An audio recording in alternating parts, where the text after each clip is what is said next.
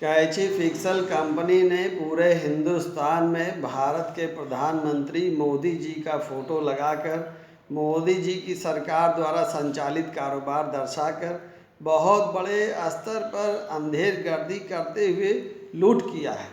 और ये पता चला कि इस कंपनी से जो लोग जुड़े थे उनको इस तरह की लूट करने का पहले से एक्सपीरियंस था। उन्होंने मध्य प्रदेश में एक कंपनी बनाकर लोगों को कार खरीदने के नाम पर लोन देने का एक ब्रांडिंग व्हील्स के नाम से ब्रांड से कंपनी बनाया। तो इस तरह से ये बातें जो कंपनी के संबंध में अब सार्वजनिक हो रही है, तो इससे ये बात पूरी तरह स्पष्ट है कि कंपनी का जो उद्देश्य था वो किसी प्रकार का व्यवसाय करना नहीं था। कंपनी का उद्देश्य था व्यवसायिक गतिविधियों के माध्यम से लोगों को गुमराह करना और बहुत बड़े स्तर पर लोगों को लूटना। और एक कंपनी एक तरफ ये कह रही थी कि भारत के प्रधानमंत्री मोदी जी और उनकी सरकार द्वारा संचालित कारोबार है, वैसा वो पोस्टर भी लगा रहे थे और भारत के प्रधानमंत्री का पोस्टर लगाकर वो लोगों से पैसे इकट्ठा कर रहे थे। तो इसका मतलब ये है कि उन्होंने प्रधानमंत्री की साख को कैश कराने की कोशिश बहुत बड़े स्तर पर किया और ये स्वयं व्यवस्था के प्रति बहुत बड़ा अपराध है। अब जिन लोगों ने दो टाइजर्स मीडिया प्राइवेट लिमिटेड कंपनी बनाया, तो अब इस बात की जांच होनी चाहिए कि कंपनी बनाने से पहले इनके पास कंपनी को संचालित करने के लिए कोई थीम नहीं थी, कोई प्लानिंग नहीं थी, कोई योजना नहीं थी। इनका पूरी तरह से जो मोटो था वो पब्लिक को लूटना था। तो इन्होंने स्पष्ट रूप से बताया कि इनकी कंपनी का ऑफिस स्कॉटलैंड में है और ये कंपनी भारत में दो टाइजर्स मीडिया प्राइवेट लिमिटेड कंपनी से कोलैबोरेशन में काम कर रही है। तो ये सारी चीज़ें जो इन्होंने बताया है ये व्यवस्था के प्रति अपराध है और इनको कानून के दायरे में लाया जाएगा, निश्चित रूप से कानून के दायरे में आएंगे। तो अभी तक मैं लगातार कह रहा था कि कंपनी भाग जाएगी, मुझे अंदेशा है कि कंपनी भुगतान नहीं करेगी। मुझे ऐसा भी मैंने अंदेशा जताया था कि कंपनी जब भाग जाएगी तो इसके जो कर्मचारी वर्तमान में काम कर रहे हैं ये बताएंगे कि हमारा जो डायरेक्टर है वो भाग गया है और हम कंपनी के कर्मचारी हैं, हमारा कई महीने का तनख्वाह नहीं मिला है, हम तो बड़े लाचार हैं, विवश हैं, हम अपने सैलरी के लिए परेशान हैं। लेकिन फैक्ट जो सामने आ रहा है कि ये सारे लोगों ने मिल के पब्लिक को बहुत बड़े स्तर पर लूटा है, पब्लिक को बहुत बड़े स्तर पर ठगा है। और ये कंपनी से जो लोग जुड़े हैं वो ऐसा समझते हैं कि उनकी मर्जी पर है, वो जैसा चाहेंगे वैसा कस्टमर को बताएंगे। वो समझते हैं कि उनकी मर्जी पर ये है, वो जैसा चाहेंगे वैसा चिट्ठी भेज देंगे, वैसा आदेश बता देंगे। लेकिन अब इनको जब कानून के दायरे में लाया जाएगा तो इनसे अब हर चीज़ का हिसाब होगा। तो बहुत तरह की, जैसे इनको कंपनी जब इन्होंने रजिस्ट्रेशन कराया तो कंपनी लॉ के द्वारा जो अधिनियम के अंतर्गत इनकी कंपनी रजिस्टर्ड हुई थी, अब उसमें शुरू से हर एक स्टेप पर इनकी ट्रैकिंग होगी। अब उस ट्रैकिंग में बातें सामने आएगी और चूंकि मैंने भारत के प्रधानमंत्री जी को चिट्ठी लिखा था, उस चिट्ठी में मैंने स्पष्ट रूप से कहा था कि भारत के प्रधानमंत्री जी से मैंने रिक्वेस्ट किया था कि कंपनी का जो अकाउंट है बैंक में, उस अकाउंट से इनको पैसा निकालने के लिए इनको रोका जाए। और भारत के प्रधानमंत्री कार्यालय से ऐसा कदम उठाने में विलम्ब हुआ है। अब इसकी जो भी आगे जानकारी लिखा पढ़ी में प्राप्त होगी वो मैं आगे भी सार्वजनिक करूंगा। लेकिन मुझे उम्मीद है कि भारत के प्रधानमंत्री जो बार बार इस बात को कहते हैं कि वो जनता के सेवक हैं, जनता के पहरेदार हैं, वो प्रधान सेवक हैं, तो वर्तमान समय में जो विधि का शासन है इसको जनता का शासन, जनता के लिए और स्वयं जनता के द्वारा के रूप में स्पष्ट रूप से परिभाषित किया गया है इस व्यवस्था को। तो मुझे ये पूरी तरह उम्मीद है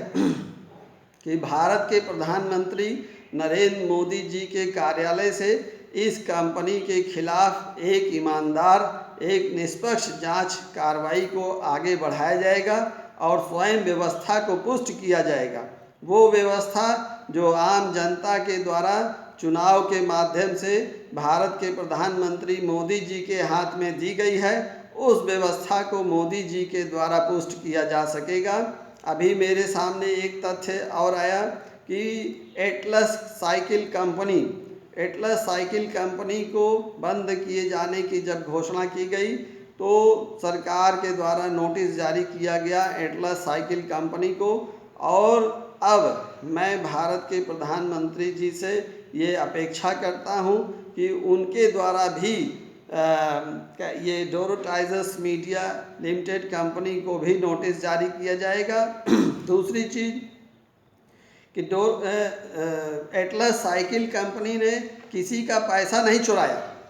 किसी को लूटा नहीं, किसी को बहुत बड़े स्तर पर व्यक्तिगत क्षति नहीं पहुंचाया। वो उनकी व्यक्तिगत प्रॉब्लम हो सकती है कि उनके पास फंड की कमी हो गई, लेबर प्रॉब्लम हो गई या वर्किंग कैपिटल की कमी हो गई, किस कारण से उन्होंने एटलस साइकिल को बंद करने की घोषणा किया ये, लेकिन उसमें कोई अपराध नहीं है। अब वो जांच में जब भी बातें सामने आएगी तो पता चलेगा कि कंपनी के जो डायरेक्टर्स हैं उन्होंने कोई व्यवस्था के प्रति अपराध नहीं किया है, उन्होंने जनता के प्रति कोई अपराध नहीं किया है। वो जो उनकी प्रॉब्लम आई है वो व्यवसाय के क्रम में वर्तमान में जो परिस्थितियां हैं उसकी वजह से आई है। लेकिन डोरो टाइजर्स मीडिया प्राइवेट लिमिटेड कंपनी ने आम जनता को जो ठगी किया है, इन्होंने बहुत सारे लोगों को लूटा है। मेरे पास लगातार फ़ोन आ रहे हैं, लोग रिक्वेस्ट कर रहे हैं, बता रहे हैं कि बहुत सारे लोगों ने लोन लेकर टीवी लगवाया था। बहुत सारे लोग बहुत फ्रस्ट्रेशन में हैं। मैं भारत के प्रधानमंत्री जी से रिक्वेस्ट कर रहा हूँ, मांग कर रहा हूँ कि इस देश की जनता एक तरफ कोरोना वायरस से परेशान है, कोरोना वायरस की वजह से जो पूरे देश में लॉकडाउन हुआ, जो पूरे देश में वर्तमान समय में स्थिति है बहुत गंभीर है। ऐसी गंभीर स्थिति में डोरो टाइजर्स मीडिया प्राइवेट लिमिटेड कंपनी ने लोगों को बेवकूफ़ बनाया और उनको कहा कि विज्ञापन के माध्यम से कहा कि भारत के प्रधानमंत्री नरेंद्र मोदी की सरकार ने नया कारोबार संचालित किया है और इसमें आप पैसा लगाइए, आपको घर बैठे बैठे पैसा मिलेगा। घर बैठे पैसा मिलेगा इस आश्वासन पर लोगों ने 2 टीवी, 3 टीवी, 4 टीवी, 10, 20 टीवी तक लगाया। बहुत सारे लोग बता रहे हैं कि उन्होंने लोन लेकर कंपनी को पैसा दिया, किसी का 2 लाख, किसी का 5 लाख, किसी का 20 लाख, किसी का 50 लाख। अजीबोगरीब स्थिति है, लेकिन अभी तक इस कंपनी के खिलाफ कोई ठोस कार्रवाई नहीं हुई है। अब मैंने पहले भी कहा था कि मैं कंपनी के खिलाफ ठोस कार्रवाई कर रहा हूं, चूँकि मैं जो भी लिखा पढ़ी कर रहा हूं मैंने सीधे भारत के प्रधानमंत्री जी को लिखा है, क्योंकि कंपनी लॉ में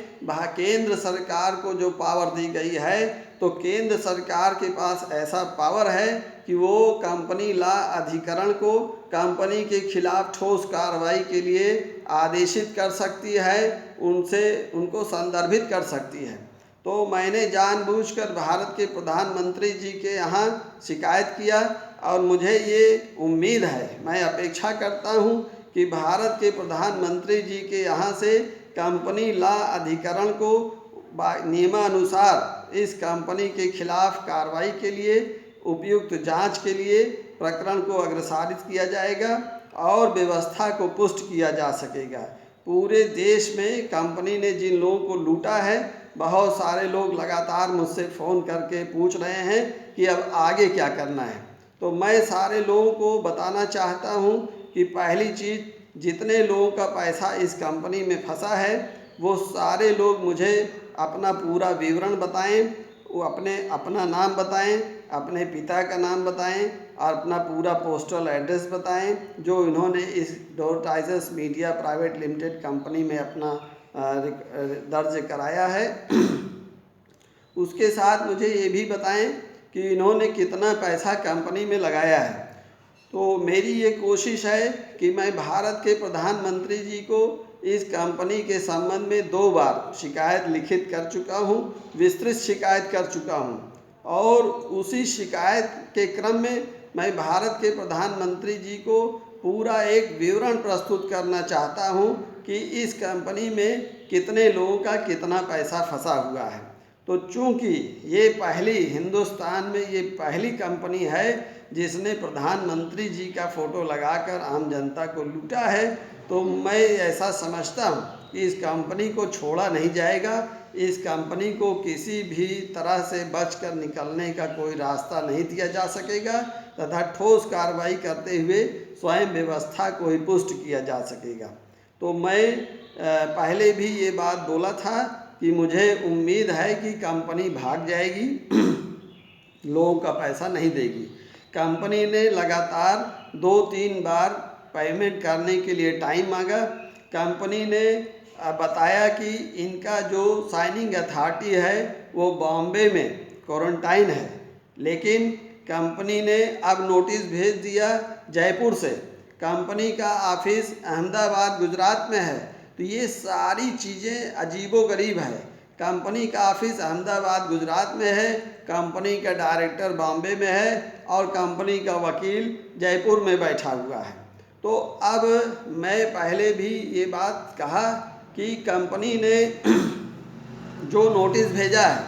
तो कंपनी को इस तरह का नोटिस भेजने का पहली चीज़ कोई अधिकार नहीं है, कंपनी अधिकृत नहीं है और कंपनी ने कोई कानूनी नोटिस नहीं भेजा है। कंपनी ने एक वकील पकड़ लिया, वकील को सारे कस्टमर के एड्रेस उपलब्ध करा दिए और बता दिया कि इन सारे बेवकूफ़ों को अपनी तरफ से चिट्ठी लिखकर एक भेज दो, इसमें से सारे बेवकूफ़ उस चिट्ठी को तुम्हारा कानूनी नोटिस मानकर बैठे रहेंगे और 2-4-6 महीने इंतज़ार करेंगे, तब तक हम और अपना व्यवस्था बना लेंगे। तो ये बहुत बड़ी अंधेर गर्दी इन्होंने मचा रखी है। और अगर इनको ये जो इन्होंने बहाने बनाकर अपने व्यापार को बंद किया है, लॉकडाउन किया है, अगर ये स्थिति आनी थी तो इन्होंने ये विज्ञापन करके जब से लॉकडाउन शुरू हुआ, इन्होंने लॉकडाउन में सारे टीवी को अपग्रेड कराया, लोगों से नया पैसा लिया, लोगों को बताया कि भारत के प्रधानमंत्री जी ने लॉकडाउन में नया कारोबार शुरू किया है। तो अब इनको हर बात का जवाब देना पड़ेगा। और मैं सबको फिर से आश्वस्त करना चाहता हूं कि जिन लोगों का इस कंपनी में पैसा फंसा है, लोग डरे नहीं, लोग भयभीत नहीं हो, परेशान नहीं हो और कंपनी को कानून के दायरे में लाया जाएगा। और हमारे देश में जो व्यवस्था है, वो व्यवस्था जो है उसके ऊपर हमको पूरा भरोसा जताना है। बस फ़र्क सिर्फ इतना है कि जो संबंधित अधिकारी हैं, उन संबंधित अधिकारियों तक हमको अपनी बात पहुंचानी है। उसके बाद उनसे जो नियमानुसार कार्रवाई की उनसे अपेक्षा करनी है। मुझे पूरी उम्मीद है कि हमारे देश में व्यवस्था में महत्वपूर्ण पदों पर जो लोग बैठे हैं, वो इस कंपनी को कानून के दायरे में लाने के लिए अपनी उत्कृष्ट कठोरता का प्रदर्शन जनहित में कर सकेंगे और इससे व्यवस्था पुष्ट होगी। अब कंपनी को हर चीज़ का जवाब देना पड़ेगा और जिस तरह के प्रश्न अब कंपनी के लिए मैं उठाऊंगा, उन सारे प्रश्नों का जवाब कंपनी को देना पड़ेगा। तो इस देश में बहुत सारे लोग हैं। अभी सुप्रीम कोर्ट के एक जस्टिस का बयान आया था, उन्होंने अपने बयान में कहा कि भारत में विधि का शासन है, कानून का शासन है, लेकिन भारत की 95% जनसंख्या यही नहीं जानती कि विधि क्या है, कानून क्या है।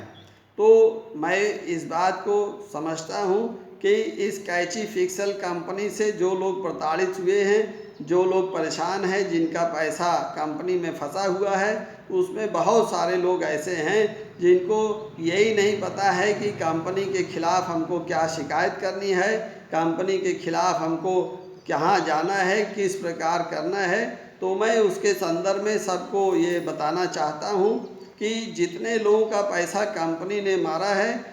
सारे लोग अपनी शिकायतें करने के लिए स्वतंत्र हैं। तो सारे लोग अपने जनपद के जिलाधिकारी को, अपने जनपद के पुलिस अधीक्षक को, अपने जो संबंधित थाने के थाना अध्यक्ष को कोतवाली में आप लिखित कंपनी के खिलाफ रजिस्ट्री डाक से, क्योंकि रजिस्ट्री डाक से जब आप शिकायत करेंगे तो आपकी रजिस्ट्री डाक से जो शिकायत जाती है उसका विवरण जो है आपके पास भी होगा और जो अधिकारी पाएंगे उनके पास भी होगा और उस पर नियमानुसार कार्रवाई की जाएगी। और मैं भारत के प्रधानमंत्री जी से ये अपेक्षा करता हूँ कि भारत के प्रधानमंत्री जी के कार्यालय की तरफ से जो कंपनी लॉ अधिकरण है उस कंपनी लॉ अधिकरण को नियमानुसार कार्रवाई के लिए अग्रसारित किया जाएगा, उनको लिखा जाएगा। तो बाकी जो मैं आगे भी सबको बताने की कोशिश करूँगा कि इसके अलावा भी सबको अपनी बातें कहाँ कहनी चाहिए और उसका मैं एड्रेस भी उपलब्ध कराऊंगा। तो मैं सबका मार्गदर्शन करना चाहता हूँ कि इस कंपनी की लड़ाई में सब एक साथ हो, एकजुट हो और बहुत सारे लोग जो कंपनी के फेवर में अभी तक वीडियो बना रहे थे, जो कंपनी के फेवर में बहुत बदतमीजी से टिप्पणियाँ कर रहे थे, कंपनी के फेवर में बहुत बदतमीजी के साथ अपनी बातें बोल रहे थे, अब उनकी जो भाषा है वो बदल गई है, उनकी बोलती बंद हो गई है और वो कंपनी के साथ साथ स्वयं गायब हो गए हैं। तो पहले भी उनकी बदतमीजियों का मेरे ऊपर कोई प्रभाव नहीं था और आज भी उनकी बदतमीजियों को अब तो पाना ही मुश्किल है। तो मैं सबको आश्वस्त करना चाहता हूँ कि मैं निश्चित रूप से इस कंपनी के खिलाफ तब तक लड़ूंगा जब तक इस कंपनी के खिलाफ उचित फैसला नहीं आएगा और इससे संबंधित जो लोग हैं उनको कानून के दायरे में लाकर दंडित नहीं कराया जा सकेगा। और ये इन्होंने व्यवस्था के प्रति बहुत बड़ा अपराध करके स्वयं व्यवस्था को चुनौती दिया है। इन्होंने ये दिखाया कि भारत में भले ही विधि का शासन हो लेकिन ये इतने अपराधी किस्म के हैं कि इन्होंने बाकायदा विधि के शासन में अपना अवैध ढंग से बिजनेस संचालित किया, अपने अवैध ढंग से संचालित कारोबार के लिए ऑफिस भी उपलब्ध कराया, किराए पर लिया, बैंक में अपना खाता खोला, रिजर्व बैंक ऑफ इंडिया में जहां ये दावा करते हैं कि वहां से हम भुगतान करते थे। तो इन्होंने इतनी सफाई के साथ इतना बड़ा जो है इन्होंने हाथ मारा कि जब हमारी जो विधि का शासन है ये इतना परिष्कृत नहीं था, तब नटवर लाल जैसा एक व्यक्ति था जिसने व्यवस्था को बहुत चुनौती दिया था, लेकिन वो भी अरेस्ट हुआ था। और ये कंपनी जिस प्रकार का काम कर रही है, इस प्रकार का काम करने वाले बहुत सारे लोग अपराध करने के बाद लगातार वो सरेंडर कर रहे हैं। तो मुझे भी उम्मीद है कि जब कंपनी के ऊपर शिकंजा कसेगा तब ये सरेंडर करेंगे, लेकिन ये जितना पैसा इन्होंने पब्लिक से लिया है उसमें से कोई पैसा ये व्यक्तिगत रूप से अपनी ज़रूरतों पर खर्च नहीं कर पाएंगे। इनसे सारे पैसे वापस लिए जाएंगे और लोगों को पैसे वापस दिलाए जाएंगे। तो मैं सबको ये आश्वस्त करना चाहता हूँ कि सब लोग इत्मीनान में रहें और परेशान ना हो, व्यवस्था के ऊपर भरोसा रखें और इनके खिलाफ जो भी कार्रवाई आगे बढ़ रही है उसमें संतुलित दिमाग से अपनी बातें सक्षम अधिकारियों तक कहें और अपने संबंधित जनपद के डीएम, एसपी और थाना कोतवाली को लिखित शिकायत करने के साथ साथ भारत के प्रधानमंत्री जी को भी शिकायत करें। तो मुझे ये उम्मीद है कि वहाँ से कार्रवाई को अग्रसारित किया जा सकेगा और इस कंपनी ने जो कुछ भी गड़बड़ी किया है, इस कंपनी के लोग ये समझते हैं कि वो अपनी सफाई पेश कर सकेंगे, लेकिन मुझे नहीं लगता है कि वास्तव में वो अपनी सफाई पेश कर सकेंगे, क्योंकि अब उसका अवसर उनको नहीं मिलेगा। उन्होंने जिस तरह की गड़बड़ियाँ किया है वो अपने आप को बहुत मास्टरमाइंड समझते होंगे कि हमने बहुत दिमाग लगाकर बहुत सारे धूर्त मक्कार लोगों को शामिल करके उनकी